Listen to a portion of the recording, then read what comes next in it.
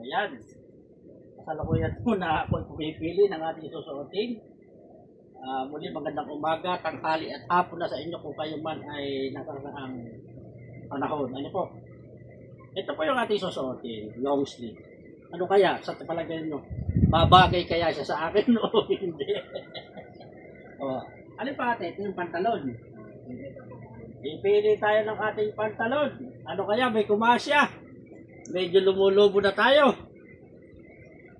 Anong size ito? Ating maliit ito 35. Try mo muna.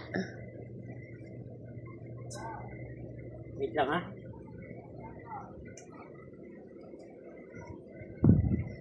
Yan. Naka-short ka na ano eh. Ang liit. Naka-short ka kasi.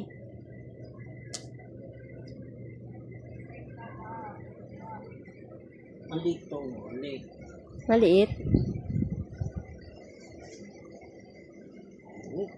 Magmumukhang tao na naman ang inyong kabady. Abangan ninyo, mukha lang akong haggard. Pero pag ako'y nabihisan, yan yung makikita bagsik. Hindi kabady.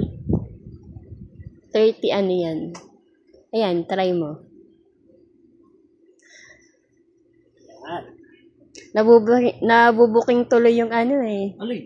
Yung size ng bewang mo eh. Ano kaya to? Yan. Yan. Yan, okay. Nakaisa tayo. Thank you Lord dahil may kumasya. Yan. Long sleeve.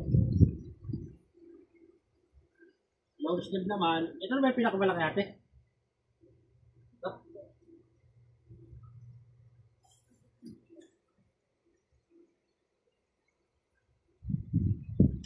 Ano mula mo malaki dito? Ito pa. Medyo fitted siya. Putok na kayo. Pilipino. Tsaka ito oh, baka hindi mo na may ano. Supply tayo mga kabady. Kaya kayo huwag kayong magpapalaki kasi ganito yung inyong mararanasan. Kaya naman ako nagkaganito kasi yung aking darling magaling mag-alaga yan. Masarap magluto. Kaya pag kayo hahanap ng asawa, siguraduhin ninyo na di marunong magluto para hindi kayo lumaki ng ganito. Okay, yun lamang po. Babaya ulit. Standby kayo dyan ha. Bye-bye.